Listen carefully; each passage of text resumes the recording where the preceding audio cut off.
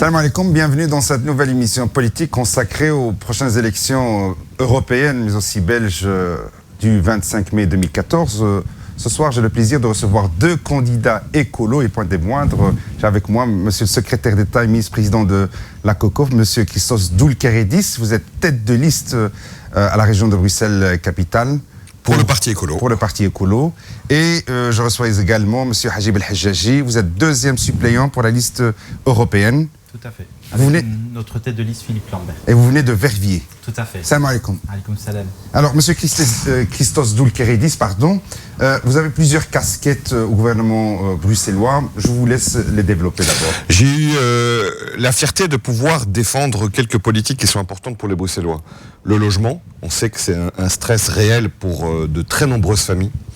Familles nombreuses qui ont des difficultés à trouver un logement. Familles avec des bas revenus, familles avec une personne handicapée dans leur ménage, femmes seules avec enfants qui ont des difficultés à pouvoir être acceptées par des propriétaires pour se loger. Et donc on a mené une politique très ambitieuse. On n'a jamais autant dépensé en logement que sous cette législature. On va parler de cette compétence. Voilà, si vous pouvez juste développer d'abord. Le tourisme, qui est une autre compétence qui est très importante parce qu'elle crée beaucoup d'emplois dans des secteurs très différents. Les pompiers, c'est la sécurité. Une partie de l'enseignement, c'est les écoles qualifiantes du côté du CERIA, notamment. Et puis j'ai encore le budget et la ministre-présidence de la COCOF, mais ne faisons pas trop compliqué. Ce sont en tout cas des compétences mais c'est important pour les Bruxelloises et les Bruxellois. Tête de liste à la région de Bruxelles-Capitale. Quelle est la différence entre la COCOF, ou le gouvernement de la COCOF, et le gouvernement de la région de Bruxelles-Capitale? Il y a certaines compétences qu'on gère ensemble, flamand, néerlandophone et francophone à Bruxelles, c'est la région, essentiellement. Et puis on a des compétences qui sont gérées, je dirais malheureusement, de manière un peu séparée. Le tourisme, mais ça va changer. À partir de la prochaine législature, la compétence va être régionalisée grâce à la 6e réforme de l'État à laquelle nous avons participé. Il y a une partie de l'enseignement, il y a les personnes handicapées, l'aide aux personnes handicapées, à leurs familles. Il y a la petite enfance, toute une série de compétences qui ont un peu un lien avec la langue des personnes. Et donc là, on les gère entre francophones ou entre néerlandophones. Quand on les gère entre francophones, c'est la COCOF. Et comment ça se passe cette cohabitation de francophones et néerlandophones ici à Bruxelles? Ça se passe plutôt bien, par rapport au fédéral par exemple. Ça se passe bien parce que finalement les élus francophones et néerlandophones, eh bien on doit s'adresser, on doit aller presque chercher des votes auprès de tout le monde. Et les élus néerlandophones de Bruxelles, contrairement à ce qui se passe du côté national, où finalement ils ne sont élus que par les Flamands, et la même chose pour les Wallons, ils sont élus que par les Wallons. Donc finalement ça ne les intéresse pas beaucoup de trouver des solutions qui puissent aussi intéresser l'autre région ou l'autre communauté. À Bruxelles, on est ensemble, et je dois dire que depuis quelques années, on a réussi à faire en sorte que, entre néerlandophones, entre francophones, sur la plupart des sujets, il y a encore parfois des difficultés, mais sur la plupart des sujets, c'est l'intérêt des Bruxellois qui prime. Et ça, je suis très fier de ça, surtout avec ce gouvernement où on a essayé, avec les partenaires, le PS et le CDH du côté francophone, Groen du côté néerlandophone, avec le VLD et le CDNV, de faire en sorte qu'on tire dans la même direction. Qu'on se dise, c'est déjà difficile de faire la politique à Bruxelles, la situation est déjà très compliquée. Si en plus on commence à faire trop d'histoires entre nous, alors là vraiment on est à côté de la plaque. Donc je pense que ça c'est une des fiertés, en tout cas, de notre action dans le gouvernement sous cette législature. On va revenir sur votre bilan dans ce gouvernement. Hajib El-Hajjaji, donc je rappelle toujours, deuxième suppléant sur la liste européenne d'écolos. Vous êtes ingénieur de formation mais aussi de profession, et vous êtes également co-président de la locale écolo à Verviers. Alors, quelles sont vos motivations propres, personnelles, pour participer à ces élections? La motivation et ensuite, première... pourquoi l'Europe et pas, je sais pas, la région wallonne ou au fédéral? Donc ma motivation première, je suis né à Verviers, j'ai grandi à Verviers, j'ai eu des engagements associatifs et j'en ai toujours aujourd'hui. Et mon engagement politique, c'est un prolongement de mon engagement associatif. Ma volonté, c'est de pouvoir être utile aux gens, de me rendre compte qu'autour de moi, il y a des choses qui ne vont pas bien. Aujourd'hui, la situation du chômage pour les jeunes, c'est par exemple quelque chose qui me scandalise. La discrimination, le fait de ne pas pouvoir offrir un logement décent à chaque citoyen, à chaque citoyenne. Et vous savez, ceci, c'est la responsabilité première de l'État. L'État a la responsabilité, en Belgique, de pouvoir offrir des solutions aux citoyens. Alors pourquoi écolo ? Ecolo essaye de développer une politique sur le long terme. On veut des réponses de suite, des réponses durables, des réponses équilibrées, mais on veut aussi trouver des solutions dans le long terme, parce que le long terme, c'est aussi offrir un avenir à nos enfants. Et au niveau d'Ecolo, on a aussi essayé très tôt de mettre très haut des standards au niveau de l'éthique en politique pour éviter deux choses. La concentration pouvoir, parce qu'on sait que dans la concentration de pouvoir, il peut y avoir des excès, et on en a eu la démonstration dans notre pays. Et deuxièmement, c'est le fait de pouvoir offrir aux populations une démarche participative, permettre aux citoyens de pouvoir se rattacher aux politiques dans le sens noble du terme et de trouver des solutions. Ecolo est un parti qui vient de la société civile, au niveau des mouvements pour une démocratie radicale, au niveau des mouvements féministes, environnementalistes, etc. Et donc ce partenariat avec la société, c'est quelque chose que je trouve formidable. Alors pourquoi l'Europe ? Pourquoi l'Europe ? Pourquoi vous vous présentez sur une liste pour les élections européennes ? L'Europe, en fait, montre une chose, c'est qu'aujourd'hui, la taille de nos pays, au niveau européen, est parfois trop petite pour répondre à des défis d'ampleur. Une harmonisation fiscale en Belgique n'aura de sens que si elle prend en compte ce qu'il y a dans les pays avoisinants. Et c'est au niveau européen qu'on pourra trouver une solution. Quand on voit le travail formidable, et j'invite vos téléspectateurs à aller le voir sur le site internet d'Ecolo, de Philippe Lambers, notre tête de liste, qui a réussi quelque chose d'exceptionnel en pleine crise financière, à limiter les bonus des traders, à permettre une plus grande transparence au niveau des banques et des entreprises. Je pense que c'est au niveau européen qu'on doit mettre ces règles-là pour permettre alors dans notre pays de vivre mieux et de vivre ensemble.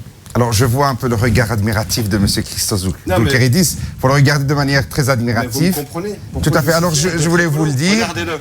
Moi j'ai 46 ans. Il est d'origine, c'est la deuxième génération, comme vous, moi. Vous êtes aussi d'origine. Mon père est venu travailler dans les mines. Vous êtes d'origine grecque, alors, c'est je ça ? sais pas. Mon père est venu dans le bâtiment. Voilà, dans le bâtiment. Il a travaillé aussi dans le bâtiment après. Puis il a fait taximène, puis il a fait épicier, puis il a travaillé sur des marchés. J'ai alors une quel grande regard fierté portez-vous sur cette Belgique et celle de demain ? Vous voyez, je suis terriblement fier d'être écologiste parce que j'ai 46 ans et je suis déjà quelqu'un qui peut considérer que la prochaine génération, elle est là et elle est prête. Et ça me fait très plaisir. C'est vrai que toi tu es à Verviers, moi je suis à Ixelles, à Bruxelles, et de se rendre compte qu'on peut avoir justement cette même vision, tourner vers l'extérieur, tourner vers la solidarité, non seulement entre nous, mais avec ce qui se passe ailleurs dans d'autres continents. Parce que c'est ça l'écologie. L'écologie, c'est de ne jamais oublier que ce qu'on fait aujourd'hui, ça va avoir des conséquences demain chez quelqu'un. Que ce qu'on fait ici, ça va avoir des conséquences ailleurs et qu'on ne peut pas fermer les yeux par rapport à ça. Et ça, de savoir qu'il y a déjà une nouvelle génération qui est derrière et qui va pouvoir continuer ce combat-là, pour moi, c'est essentiel. Et c'est vrai que le regard que je porte sur la Belgique, c'est un regard fier. La Belgique peut être fière d'avoir des personnalités, des femmes, des hommes, qui la représentent alors qu'elles viennent avec des origines différentes.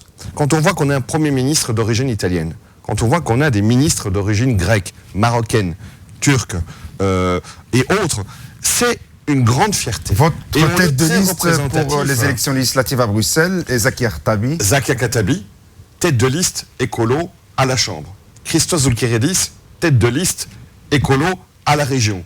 Deux noms de la diversité, mais en fait non, deux noms bruxellois aujourd'hui, qui sont aussi bruxellois que Isabelle Durand, qu'Evelyne Huttebroek. Et c'est ça, aujourd'hui, on a fait une campagne qui dit « vivre avec son temps ». Vivre avec son temps, c'est justement être capable de faire en sorte qu'on avance ensemble dans la même direction et qu'on tienne compte de la société telle qu'elle est aujourd'hui. Il y a bien sûr d'autres candidats belgo-belges d'origine étrangère. Je pense notamment à Ahmed Mouhsine, 7e sur la liste à la région de Bruxelles-Capitale. Et il y en a encore beaucoup d'autres qui viennent d'Afrique, qui viennent d'origine guinéenne. Mais moi, je ne les vois pas comme des Guinéens ou des Marocains, ou moi, je ne me vois pas comme grec. Nous sommes des Bruxellois. Ouais, et nous sommes pas autour d'un nier projet ces commun. petites différences. Non, mais il ne faut pas la nier, parce que chacun a un peu ses spécificités. Mais ce qui nous unit, c'est vrai qu'on vient avec un passé qui n'est pas le même toujours. Mais ce qui nous unit, c'est ce destin commun, qui est de réussir à faire fonctionner cette ville merveilleuse qu'est Bruxelles, cette Belgique qui est merveilleuse, et cette Europe qui doit changer, et qui doit pouvoir justement jouer son rôle, parce qu'effectivement, tu l'as très bien dit, on ne peut pas tout régler, ni au niveau régional, ni au niveau belge. Ceux qui pensent, comme en Flandre, la NVA et d'autres, que ils seront plus forts s'ils deviennent plus petits. Mais ça, c'est des réponses d'il y a un siècle ou deux. Quand on regarde la Chine, quand on regarde la Russie, quand on regarde les États-Unis, quand on regarde le Brésil, quand on regarde l'Inde, c'est pas plus petit qu'ils sont. Donc, il faut être capable de pouvoir se dire que notre destin, il doit se construire aussi dans une Europe, mais une Europe différente, qui est beaucoup plus solidaire. Haji Belhaji, on a parlé et on continue de parler de 50 ans de présence de l'immigration marocaine en Belgique. On voit cette diversité. Quel regard portez-vous sur cette présence? Parce que vous êtes d'origine marocaine, j'imagine. On parle de 50 ans de la présence de l'immigration marocaine et turque également. 50 ans, ce n'est pas rien et c'est le moment de pouvoir s'arrêter et de réfléchir sur cette présence. J'aimerais que l'ensemble de la population en Belgique puisse se rendre compte que ces 50 ans qu'on fête aujourd'hui, ils ont une origine et que cette origine, c'est une demande de l'État belge d'aller chercher de la main-d'œuvre pour pouvoir construire ce pays. Mes parents, mes grands-parents ont permis à ce pays de se construire, comme beaucoup de vos téléspectateurs.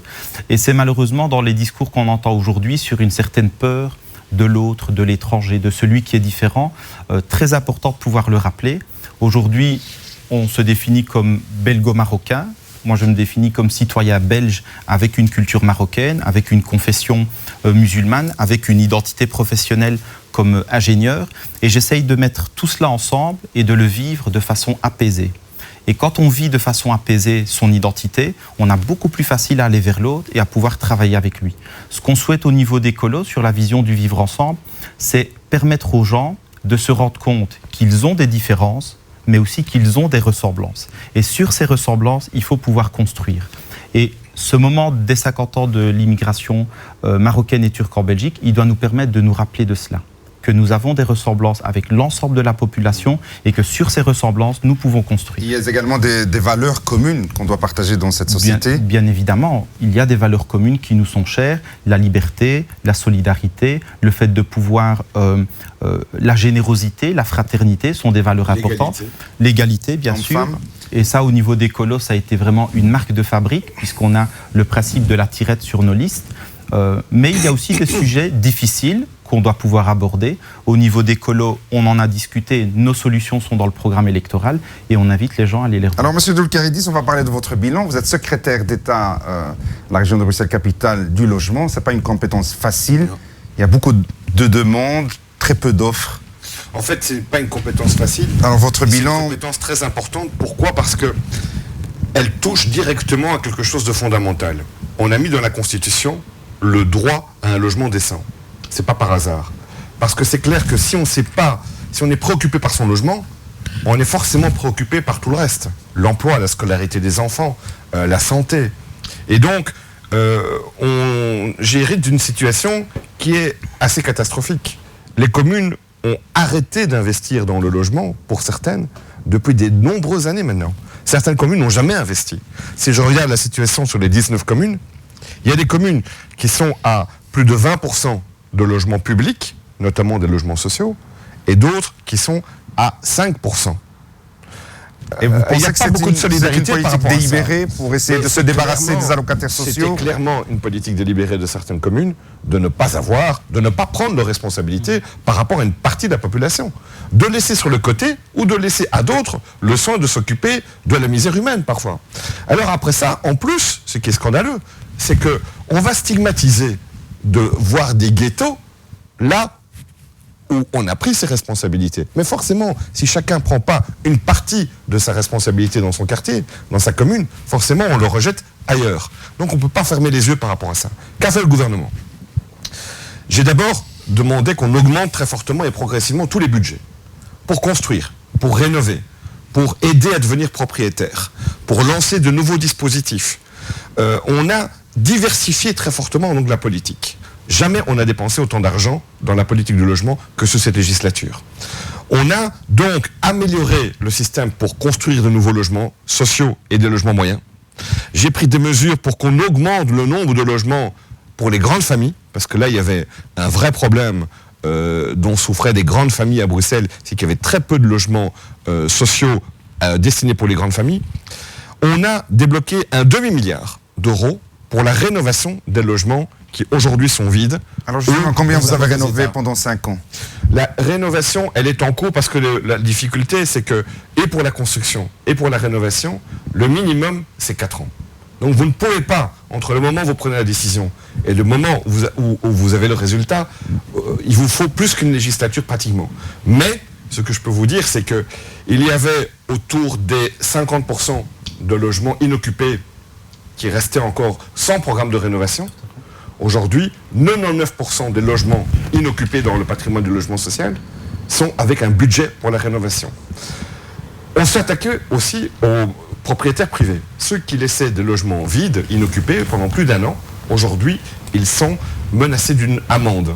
Et donc, on a remis sur le marché pratiquement 400 logements, rien qu'en 2 ans, dans cet axe-là. Et on a surtout aidé à devenir propriétaire. Chaque année, il y a entre 1000 et 1300 ménages, ce qui est un record par rapport à historique en région bruxelloise, qui sont aidés, et ces ménages, ils ont des revenus très très bas, pour devenir propriétaire par le fonds à du Bruxelles, logement. par le fonds du logement. Donc, c'est cette politique-là qui a commencé. Est-ce qu'il y a un montant maximal pour recevoir un crédit du fonds du logement? 14 000 ménages en 5 ans ont été aidés. Mais ce n'est pas suffisant parce qu'il y a encore énormément de familles, que la crise économique qu'on est en train de subir et qui fait en sorte qu'on exclut énormément de personnes d'un emploi ou d'une allocation de chômage aussi, avec la décision d'exclusion.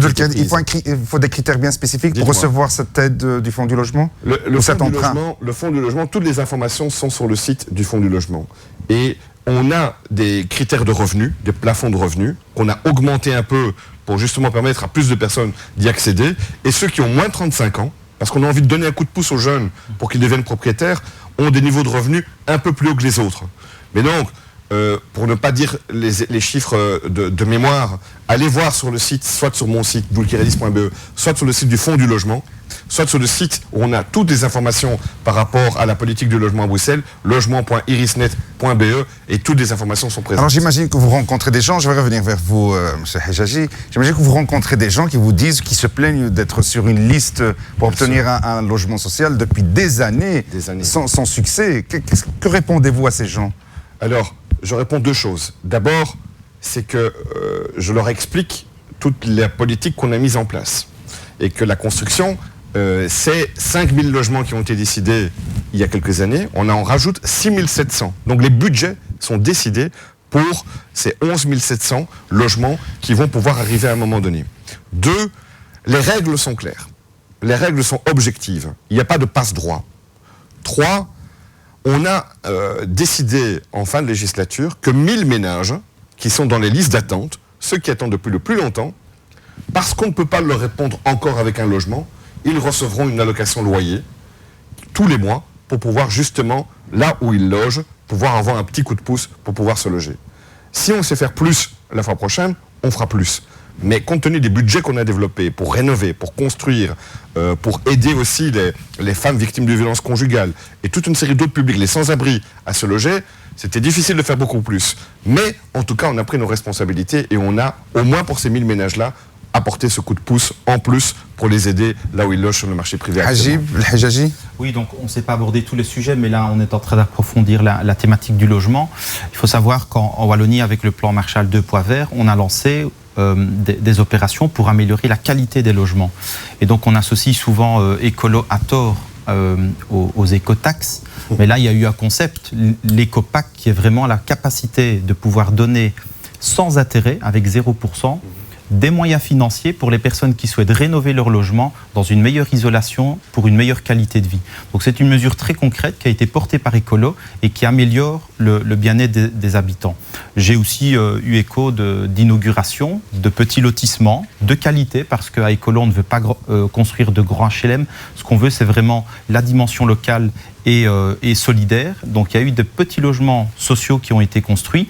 Et là, à nouveau, la marque d'Écolo, ce sont des logements passifs qui permettent aux gens avec des revenus modestes ou modérés de pouvoir avoir accès à un logement et de ne pas payer ce prix de la crise qui est notamment répercuté sur l'énergie, des prix trop élevés au niveau du gaz et de l'électricité. Donc voilà quelques mesures concrètes qui permettent de montrer qu'avec Écolo, en tout cas, on veut construire des solutions durables pour les habitants. On a parlé un peu du bilan, M. Doulkiredis. Maintenant, vos projets. Alors, vous êtes un ministre sortant, votre parti se trouve dans la majorité actuelle.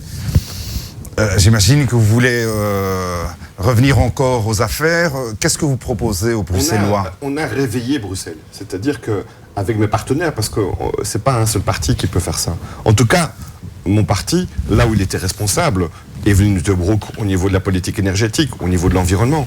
On va inaugurer jeudi un des plus grands parcs de Bruxelles dans un quartier qui en souffrait. C'est du côté de Tour et Taxi. Un quartier qui n'était pas vraiment desservi par la verdure. Ça, c'est Evelyn Nuttebroek qui l'a porté ce projet. Qui n'est pas trop desservi non plus par les transports en commun, mais bon. Les transports en commun, c'est quand même pas mal. Hein. Il y a les trams, il y a le métro, il y a quand même pas mal de transports en commun par là. Donc, dans chacune de nos politiques, on a travaillé dans une logique de réforme pour améliorer la gouvernance et l'efficacité de nos politiques. Il y a beaucoup à faire en matière d'emploi, en matière d'économie. Il faut se centrer sur l'intérêt des Bruxellois. J'avais fait une étude, quand j'étais député, sur le fait qu'il y avait une sous-représentation incroyable des Bruxellois dans toutes les administrations publiques. Toutes. C'était déjà le cas à Bruxelles, et c'était encore pire au niveau fédéral.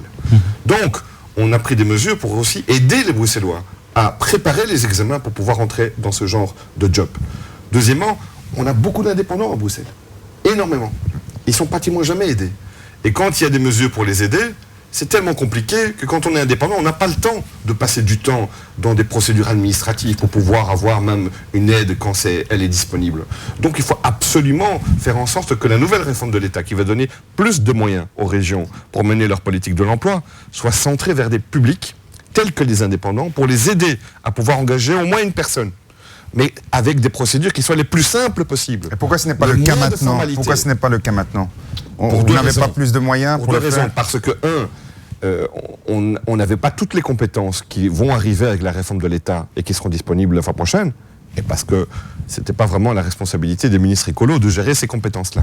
Mais on a quand même, dans nos compétences, une influence sur l'économie. En matière de logement, quand on décide de construire autant et de rénover autant, vous pouvez discuter avec le secteur de la construction, ils sont bien contents qu'on vienne avec des exigences énergétiques sur les constructions, sur la rénovation, parce que ça crée de l'emploi, ça soutient l'économie. Et j'ai été ministre du Tourisme, et c'est clair que c'est un secteur, là aussi, c'est 35 000 emplois qui sont concernés à Bruxelles. On a augmenté de 20% le nombre de nuitées touristiques depuis 2009, et on va sans doute doubler le nombre de touristes entre 2010 et 2020. Donc, soutenir l'économie comme on le fait, aujourd'hui, Bruxelles, c'est vraiment devenu une destination touristique importante. Quand vous regardez les guides, si vous en parlez il y a 5 ans, Bruxelles n'était pas dans le top 10 des destinations pour faire un city break. Aujourd'hui, c'est le cas. Dans la plupart des guides, on reprend Bruxelles comme une destination où il faut aller. Donc, beaucoup de et projets, ça, c'est très important parce que ça projets qui peuvent créer de l'emploi. Mais malgré tout, M. El-Hajjaji, on entend toujours des jeunes qui se plaignent de ne pas trouver un emploi ou bien parfois aussi d'être discriminés sur le marché de l'emploi. Tout à fait. Et donc, je suis très heureux que vous abordiez cette question. C'est justement 2 de mes priorités en tant que candidat pour les élections européennes.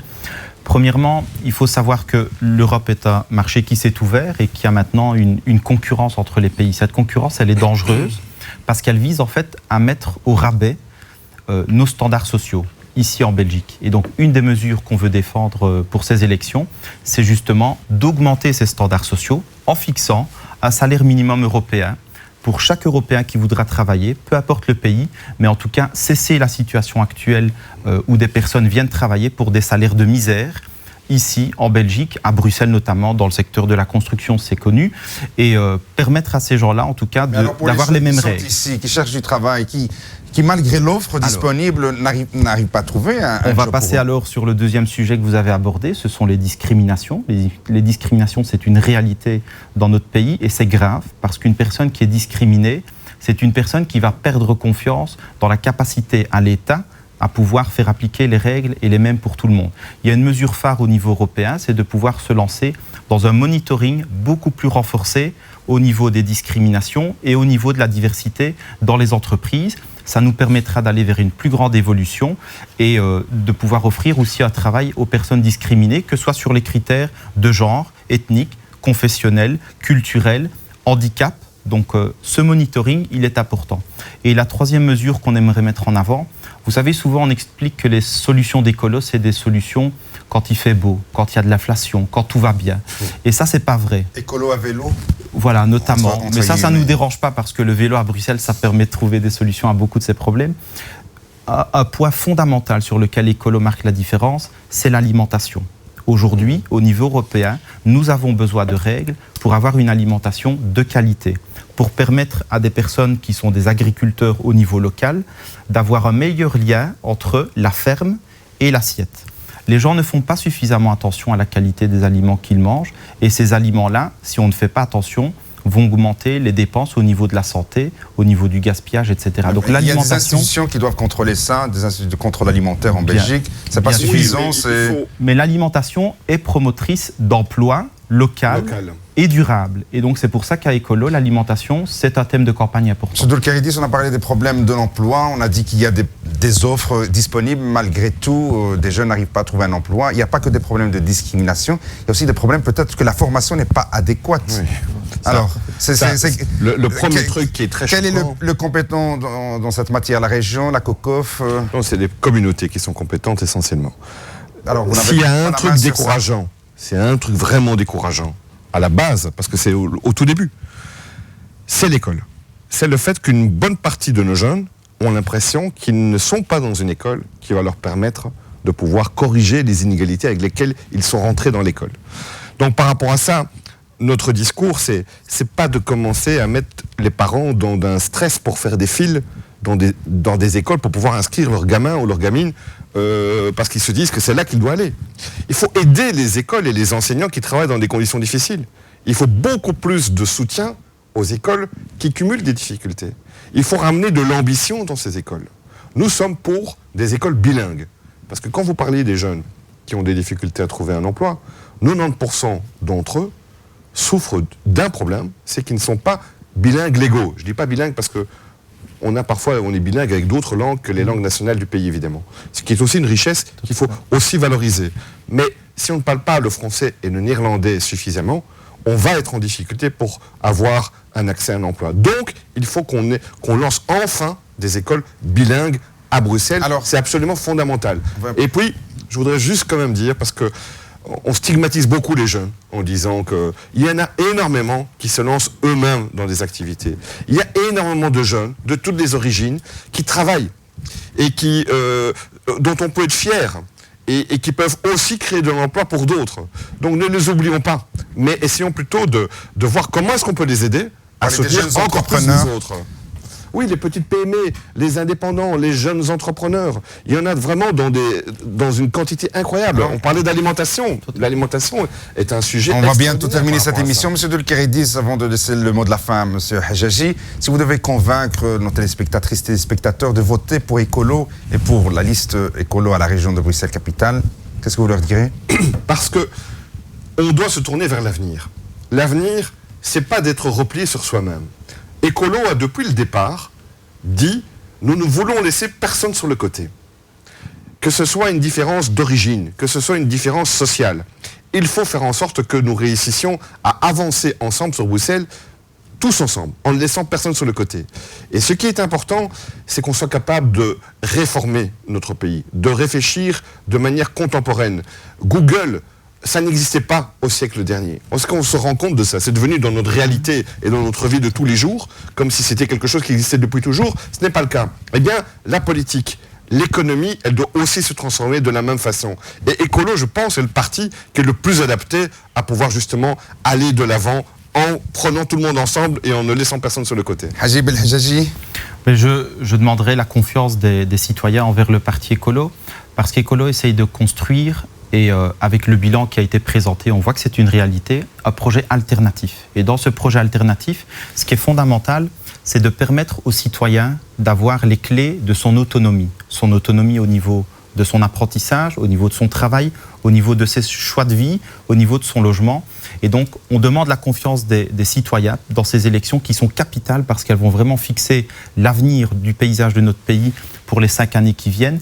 Parce qu'en tout cas, avec Écolo, on ne va pas promettre la lune, mais ce qu'on va promettre, on essaiera de le faire bien et surtout avec les gens. Alors, il y a plusieurs listes régionales, mais il n'y a qu'une seule liste pour les élections européennes. On peut être bruxellois et voter pour vous. Voilà, donc vous êtes deuxième suppléant sur la liste Écolo. Tout à fait. Christos Dolkaridis, tête de liste Écolo. Je serai peut-être le premier ministre-président issu de la diversité, puisque je suis le seul tête de liste qui est issu de la diversité à Bruxelles, comme Zaka Katabi est issu de la diversité en étant première à la Chambre. Très bien, donc je rappelle qu'il y a d'autres candidats, Ahmed Mouhassi, 7e sur la liste et aussi, bien d'autres candidats. travail Malheureusement, sur je les n'ai pas personnes. toute la liste, mais de mémoire. D'ici là, moi, je vous souhaite bonne chance, bonne Merci. continuation. Et votez bien, vous aussi. Quant à moi, chers téléspectatrices et téléspectateurs, je vous donne rendez-vous avec d'autres candidats. Je le sais, on ne peut pas recevoir toutes les candidates et tous les candidats, mais j'imagine en recevant 2 candidats écolos, c'est plus ou moins représentatif des différentes listes. Mais surtout, lisez les programmes des partis politiques, c'est très important. وإلى دقحين حلقة أخرى أقول لكم إلى اللقاء مع السلامة.